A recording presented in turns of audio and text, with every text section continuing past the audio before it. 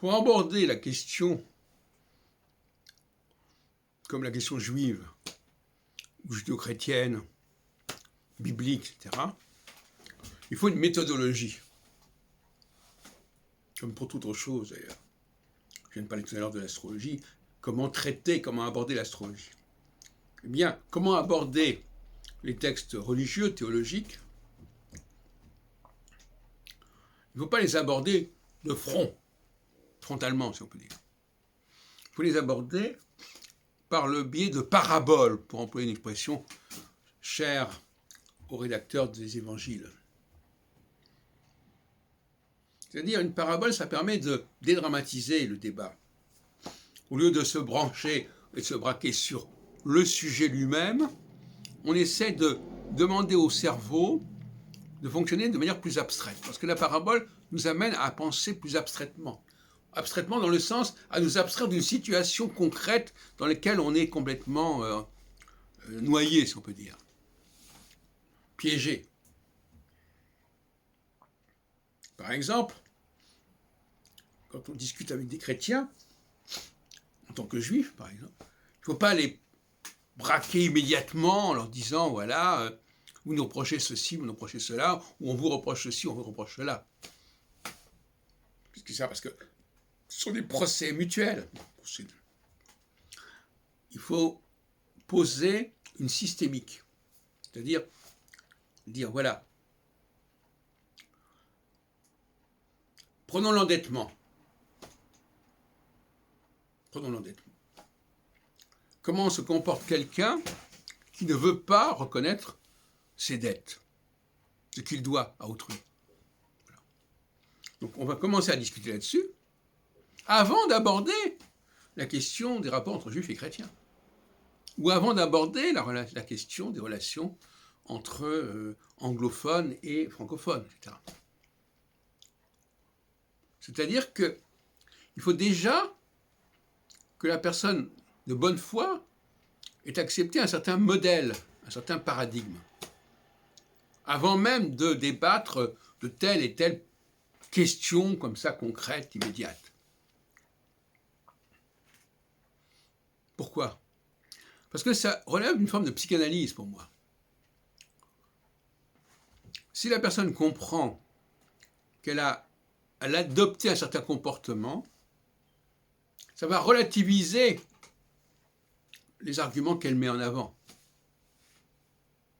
Si je dis par exemple que le mauvais payeur, celui qui ne veut pas payer ce qu'il doit, trouve des expédients pour ne pas le faire, on en a parlé d'ailleurs dans un café philo McDo, vous pouvez trouver sur notre chaîne ce week-end, lundi d'hier, parce qu'aujourd'hui nous sommes le 31 août, et ou 1er septembre, enfin, peu importe.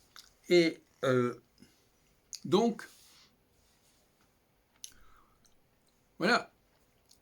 Il faut simplement dire, voilà comment se comporte un mauvais payeur. Il trouve des expédients, des excuses pour ne pas payer. Quand on a dit ça, et quand on regarde ce qui se passe dans l'attitude des chrétiens par rapport aux juifs, et quand on entend un chrétien comme Valentin, avec lequel nous avons eu ces discussions, nous expliquer que les juifs d'aujourd'hui, on leur doit rien du tout parce qu'ils ne sont pas les descendants spirituels, ils n'ont pas la filiation avec les juifs de l'époque de Salomon ou de Jésus. C'est un argument fallacieux. Parce que ça veut dire qu'il a inventé cet argument pour ne pas avoir à reconnaître ceci ou cela. C'est pour ça que l'anti-judaïsme, et je terminerai là-dessus, c'est finalement fondé sur le refus de la dette. Je refuse la dette, donc je vais diaboliser ceux à qui je dois ce que je dois. Et pas seulement dans la question juive, dans tous les domaines. Je vais essayer de montrer que cette personne qui me demande quelque chose, à qui je devrais quelque chose, finalement, elle n'est pas en... Elle n'a pas les titres nécessaires pour me demander quelque chose. Par exemple, certains diront, il y a eu un vice de forme. Le contrat a eu un vice de forme. Ou on n'a pas prévu ceci ou cela. Ça aussi, c'est une façon de se dégager d'un engagement. Ou encore, il y avait une dette qui a été contractée il y a très longtemps, et maintenant, les gens qui se représentent comme les héritiers, les successeurs, n'ont pas le profil, ne correspondent pas, sont en décalage, en hiatus avec les personnes avec lesquelles on avait contracté. Voilà ce qu'on peut inventer. Alors on va expliquer que moralement, ces gens-là ne sont pas ce que les Juifs d'avant étaient, par exemple. C'est pour ça qu'il faut, quand on étudie la question de l'endettement et des emprunts, parce que c'est lié, il faut rester dans le domaine matériel, en quelque sorte. Parce qu'il y a des choses qui sont matérielles. Le fait, par exemple, d'emprunter des mots, c'est matériel. Voilà, ces mots-là que vous utilisez, ils viennent de là. Donc vous les devez, vous avez reçu ça de cette source-là. Et aujourd'hui encore, vous continuez à utiliser cette source-là. Alors, on va nous expliquer, oui, mais les gens qui ont fait ça, les gens avec lesquels on avait eu cet accord, mais peu importe, vous êtes toujours dans cette situation. Vous êtes toujours redevable puisque vous utilisez. Alors vous allez nous dire, ah oui, mais puisque ceci ou puisque cela, je ne dois plus rien. Voilà. Je trouve un argument qui fait que ça annihile la dette. Ça l'évacue. Voilà. Belle réussite. Hein. Vous trouvez une raison, un prétexte pour qu'on n'ait pas à payer quoi que ce soit. Mais si on en reste sur le plan matériel, c'est pour ça que moi, le discours que nous avons, il est un discours juridique. Il s'agit de réfléchir sur les dettes que nous avons, et parfois des dettes qui sont extrêmement anciennes. Nous sommes solidaires de tous les endettements antérieurs. Et nous sommes également solidaires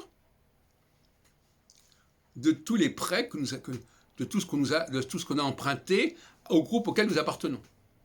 Donc nous sommes à la fois redevables de ce que nous devons et de ce qu'on nous doit. Je crois que c'est clair. Et alors on peut dire que les Juifs ne sont pas comme ceci, comme cela, qu'ils ne sont plus comme ceci, comme cela, mais il reste que eux, quelque part, alors je parlerai d'une sorte de nouveau sionisme, si vous voulez. Un néo-sionisme qui consiste non plus à dire on a des droits sur cette terre,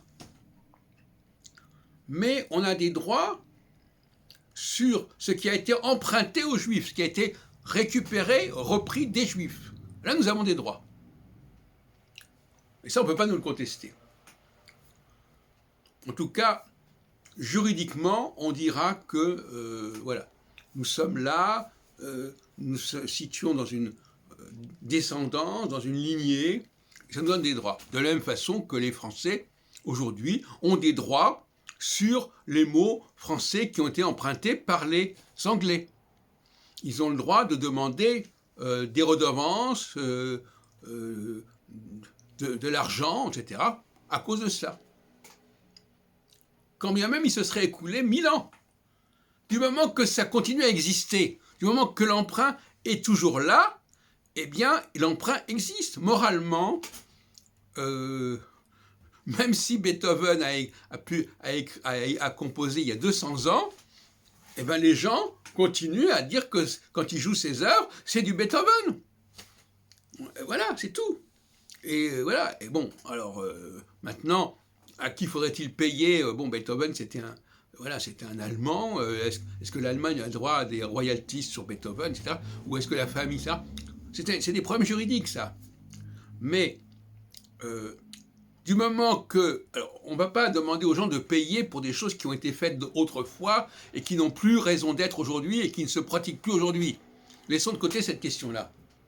Mais ne parlons que des choses qui sont observables aujourd'hui dans la pratique d'un certain nombre de personnes dont on voit qu'elles ont emprunté. L'autre jour, j'ai dit un café là-dessus, les noms de beaucoup de musulmans sont empruntés à la Bible, comme Ibrahim, Moussa, etc. C'est un fait aujourd'hui. Ce n'est pas quelque chose qui remonte à des siècles en arrière. C'est aujourd'hui comme ça. Moi, je suis pour un juridisme actuel. Qu'est-ce qui se passe actuellement? Quels sont les emprunts que l'on peut continuer à constater aujourd'hui?